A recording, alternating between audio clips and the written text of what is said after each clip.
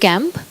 We'd kickstart the conference shortly, but before that, just to get everyone's attention and get us all awake, may I request that we all stand up for the national anthem?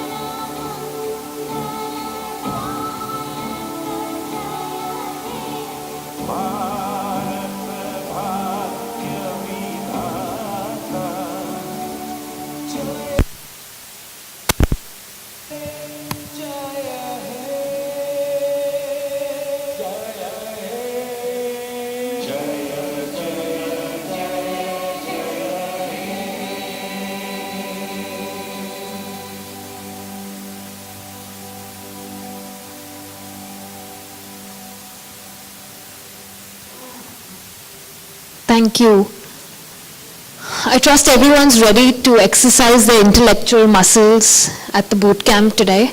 I'll hand it over to our host for today, Pankuri Avasti. Good morning, ladies and gentlemen.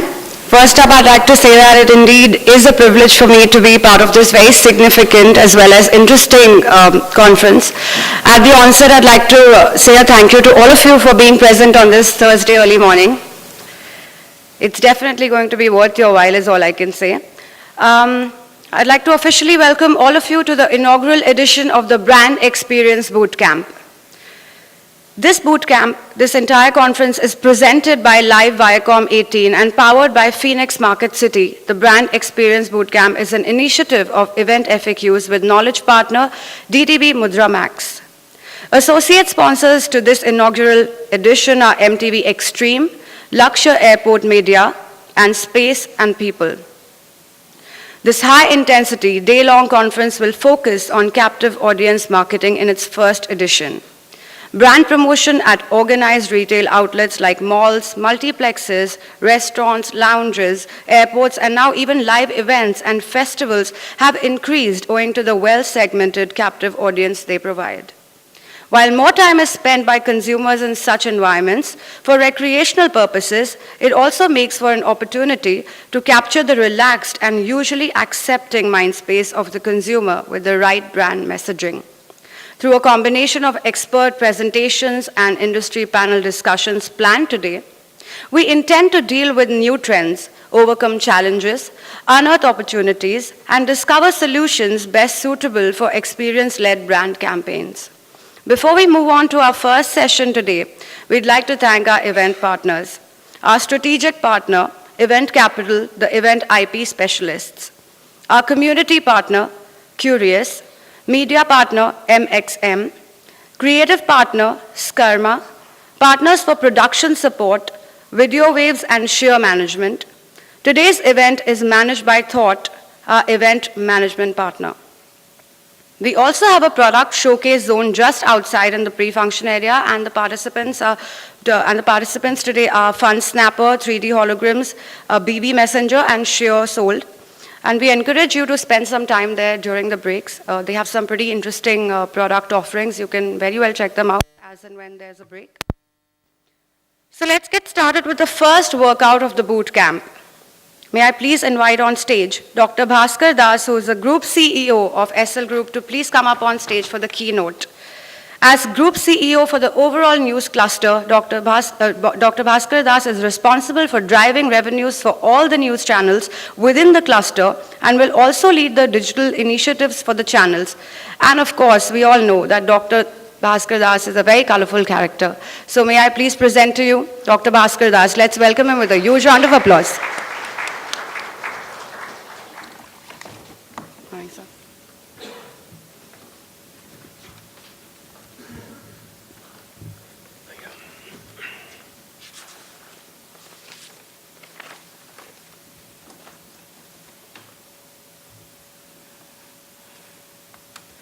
You.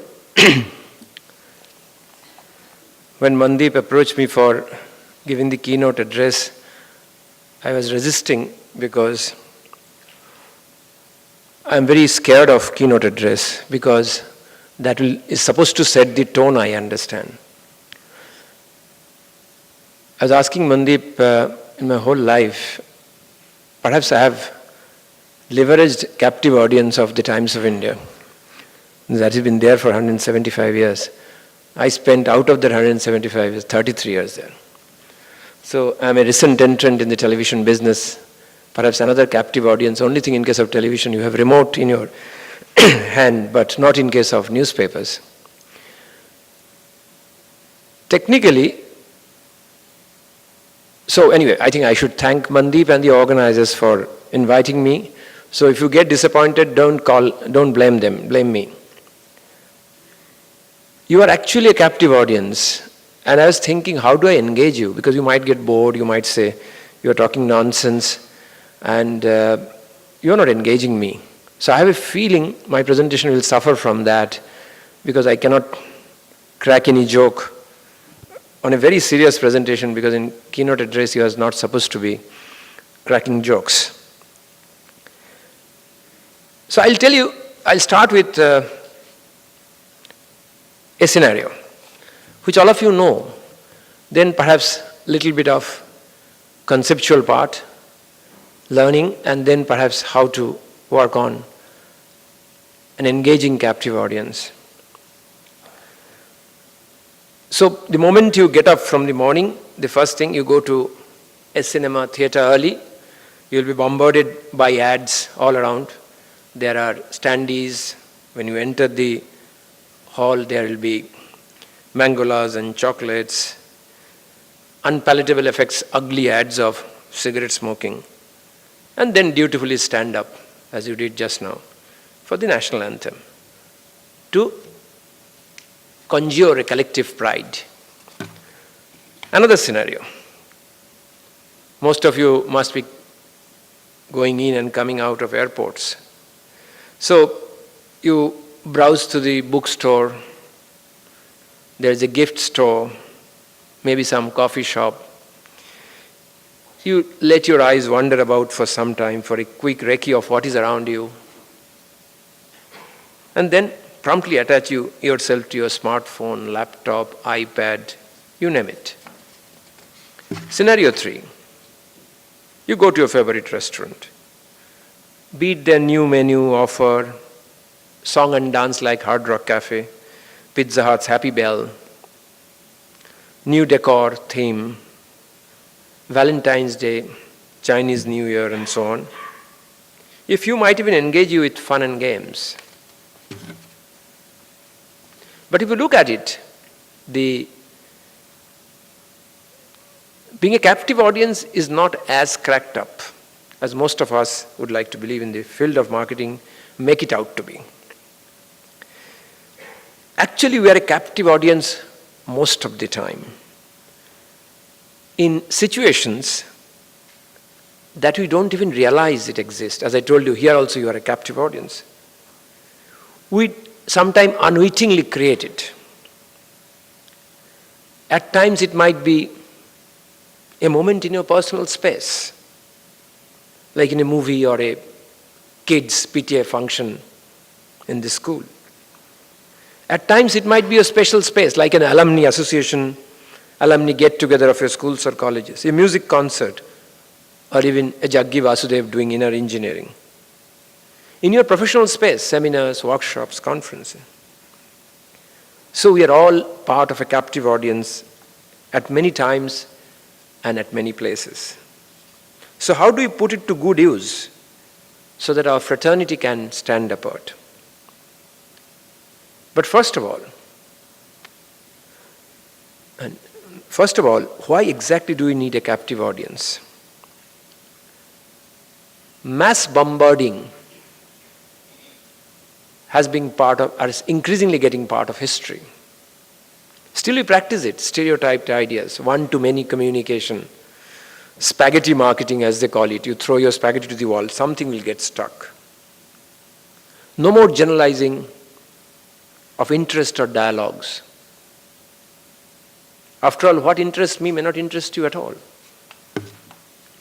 Now that said, for every captive audience, there is a captive marketer. So let's look at some of the key global trends. This is the Gyan part. Cluster marketing. All of you know cluster is basically a pre-existing group. It can be a base list of credit card holders that can be sold a travel luxury space, luxury destination, trends in travel, best of cuisines. Loyalty program is another example of this audience. I wonder how well it works because I've never availed of any loyalty program, though I've got huge mileages everywhere. Local clubs, Rotary chapters, Bombay Gym have a ready cluster to reach out. Secondly, influence marketing. This would be a typical point of sale decision-led strategy where a consumer is most conducive to be a victim of temptation of consumerism, then and there.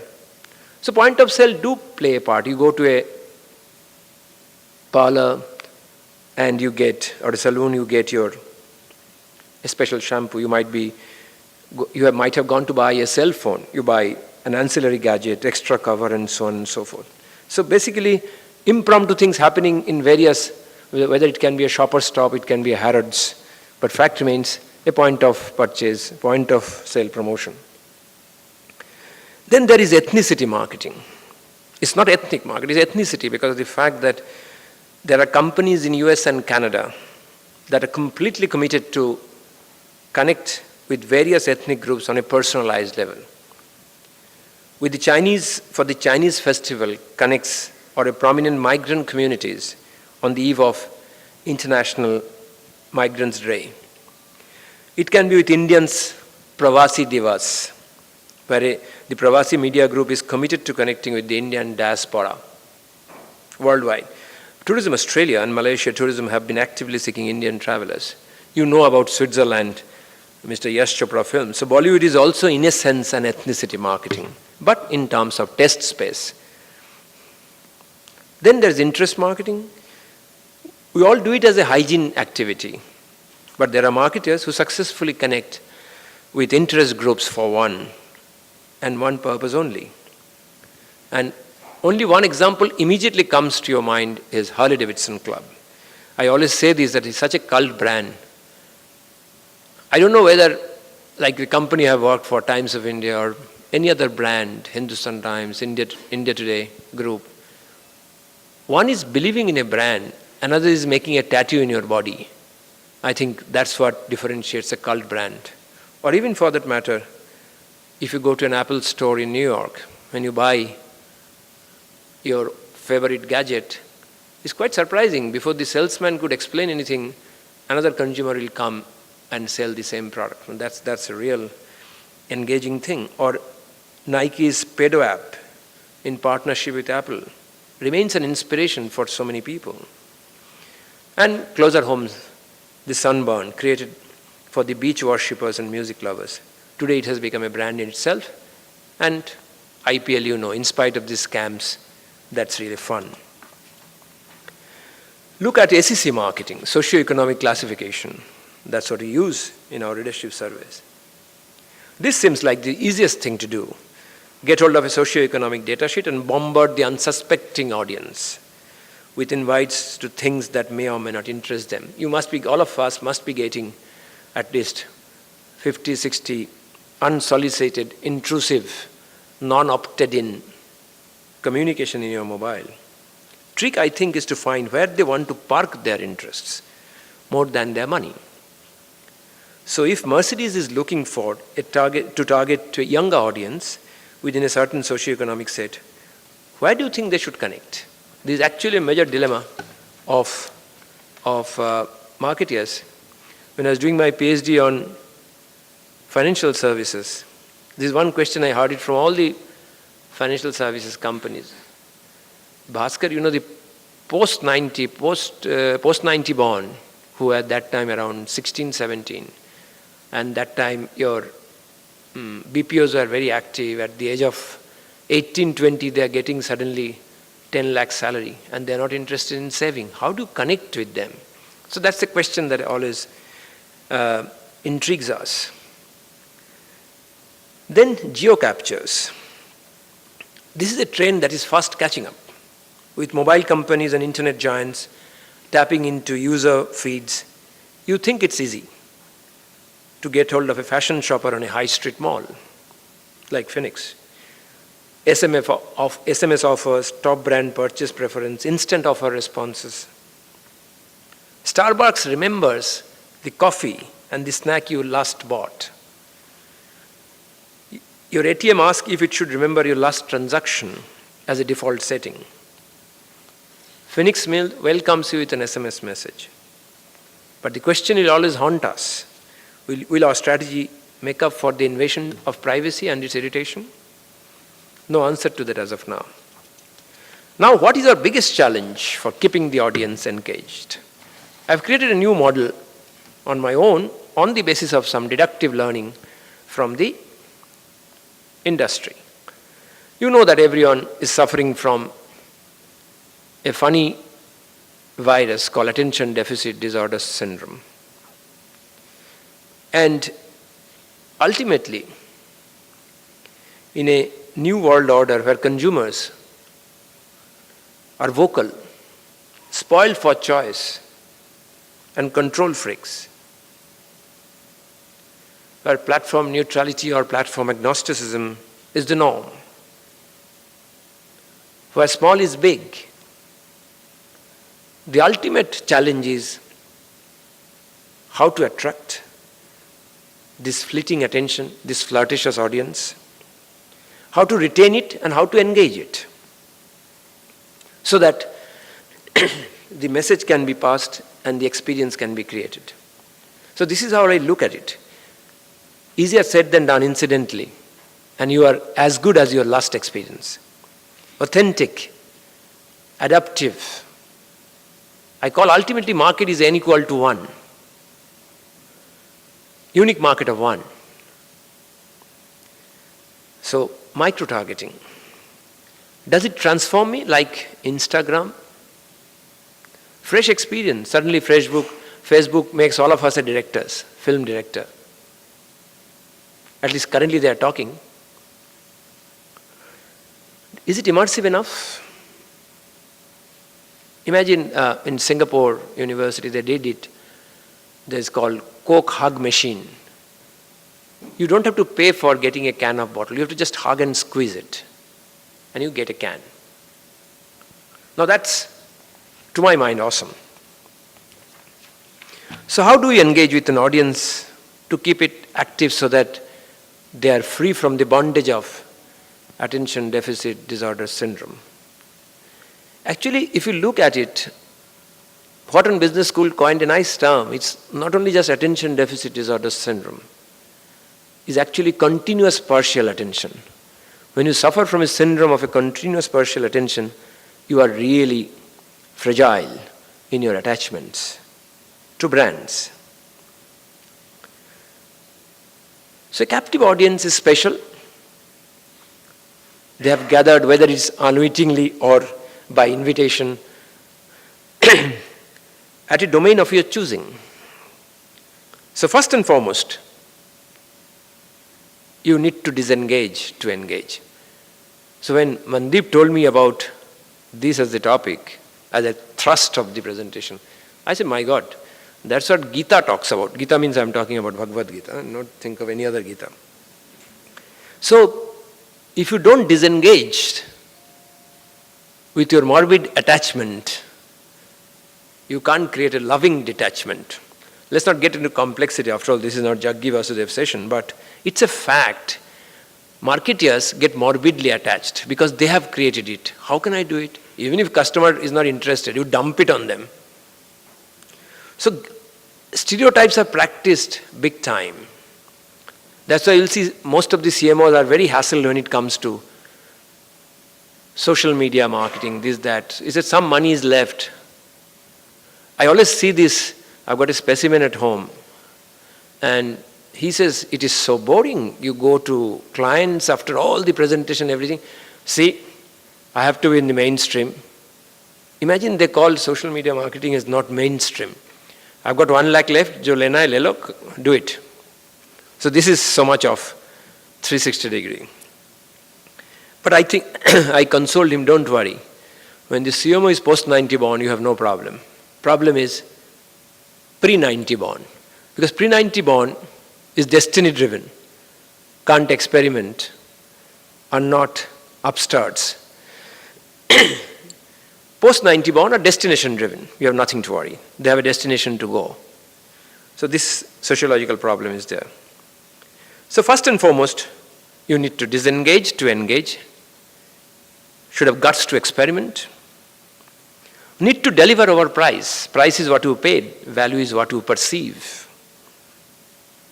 And most importantly, you have to make the consumer special. I was the managing director of a company yesterday, of a mutual fund.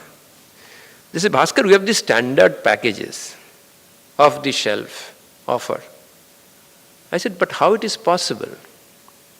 To my mind, in case of financial services, and I can really talk on this authentically because I did that doctorate on that. So I told them, see, the need in case of financial products consumption, the need is as unique as fingerprints. So if I give you 100 leads who are looking for specialized package, why can't you create? Well, you must be joking. I said, why? Look at the kitchen. Basic ingredients are same. You can fool me with a Bengali food, someone can fool me with a Chinese, Korean, Russian. Why can't you do it? You should be a proper chef. I would feel so much different. I said, you don't have to do a major exercise. Can you imagine when you are coming to you and you are saying, this is for you. It is so unique. And that's why internet is so popular and digital technology allows you to do that. But marketeers are feeling embarrassed to do it. But there are fixed packages. I can't break corporate norms. When I say that, the stereotyped functioning, this is it. So, you look at another brand which I love because I have been associated with it from the first year. And I remember I ran for the Dream Run. Beyond that is very difficult. Agreed as younger, but 6 kilometers I could do in 49 minutes. By the time I finished the 6th one, after that I've stopped, I can't even complete within 60 minutes because there is no space to run even. You have to just walk. Why I'm telling this? Look at it, it's nothing to do with banking. Standard marathon has nothing to do with banking, but yet everyone wants to run it for a cause, for something. I think it really is a fantastic, engaging stuff. So, if I say, stop becoming a marketeer, if I say that, stop trying to sell, stop thinking about that it's your product and not customers and push it down their throat. So be a curious conversationalist. I'm telling you the days of, I know still so-called above the line communication is ruling the roost, but days of exposure is over. Days of engagement are in. But only thing people don't know the grammar. It is important. It is not about a campaign. It is about a sustained and scalable conversation. A stranger to talk to in a bar or a coffee shop Become a confidant of your customers. Share his woes. Get a job done. Even in my media space, everyone wants to sell space. I say it's so outdated. It is about getting a job done for your primary customer. The business model is advertiser oriented. Who is trying to get a job done for his customer, who happens to be our reader or viewer or visitor? So it is important to have a relationship which you can trust. And to my mind, trust will be a huge differentiator. Only thing you can't take it for granted. You are as good as your last trust. So even in a perfect competition economy, I'm sure you will experience the structure of the economy will be an oligopoly of trust. Only few trusted companies would survive. And trust is something you have to earn.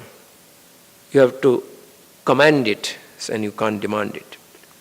Deliver value over noise. Am I behind? Deliver value over noise. Everyone swears by their own big spiel. Everyone shouts to drown the decibel level of the competitor's noise. Let the experience of your brand, product, service speak for you. Tendulkar used to always say, my bat will do the talking. Or the usual cliche, handsome is what handsome does.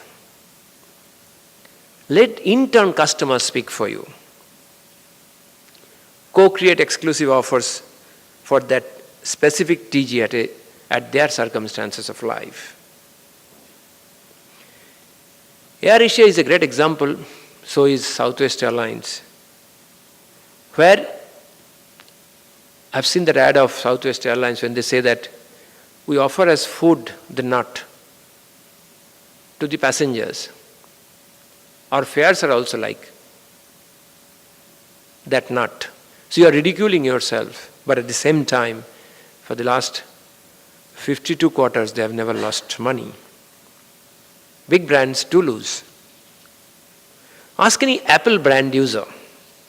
They'll tell you how seamlessly all their products talk to each other.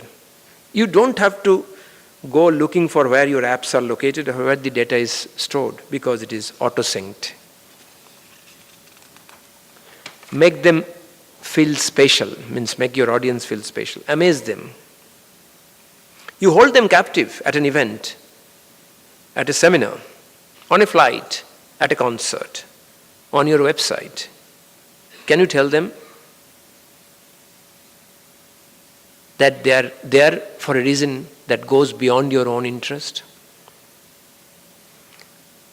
One example that comes to my mind is Disneyland, where you don't feel like coming out of it. Let me propose to you that all of us, every move that we do for our so-called marketing may be defined just by one question, to one customer at a time. There will be homogeneity of interest, of course. What can I do for you? After all, that's why they are there. So how do you ensure that this works? Here is again another model I strongly believe. I think it is not, people say content is king. I say no. Decoding intent is the king. And that's why Google search is so popular. Search is ultimately, it evinces or it expresses interest. So if you decode intent, and it is spread all over, sometimes it is articulated, sometimes unarticulated, that leads to content creation. But content per se is commodity. So you have to contextualize it. Just to give an example, there are quiz shows and quiz shows and quiz shows, but there is one, Kaun Banega Crorepati, however adapted, others, film stars tried, but Amitabh Bachchan creates the contextualization. What is the experience during as well as post, which improves your word of mouth or word of mouse, whatever you want to say. And that leads to commerce. Ultimately, everything that is being done, it leads to commerce. But to my mind, strategic intent cannot be commerce. the realized impact should be. Because when you go for worshipping Lakshmi first, the Saraswati will be sacrificed. And rest assured, Lakshmi Saraswati, at least in the heaven there is no fight. Problem is happening at the boardrooms. So amazement only comes through branding and experience, and not merely experiencing a brand. This is very critical. A lot of people, this is experiential marketing. You have to expand the experience of the brand. It's wrong. You have to brand an experience. So, I might be sounding arrogant, but can't help it. 33 years have it. There are business awards and business awards, but there is ET award for corporate excellence. Believe me, I was a brand director. Only 250 people will be invited, not even their wives. Because then 250 becomes 125.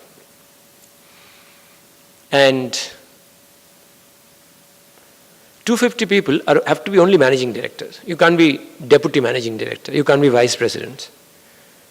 So I remember my advertisers used to get livid because none of my advertisers will get invited till a managing director is relevant to the brand's life. So that 250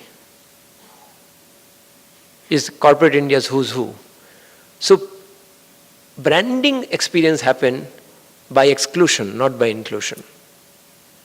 So there are Hajaro Film Awards, but everyone wants to own the Black Lady of Filmfare. The grammar that has been followed there, which I learnt in my school, kindergarten, college, university, there is also many Miss Indias. There is only one, Femina Miss India. I can go on telling. There are quizzes, but there is one brand equity quiz. I happen to be associated, so that's why I'm taking the pride. But I'm ready for anyone saying, no, there is something else. Trust me, it is not there.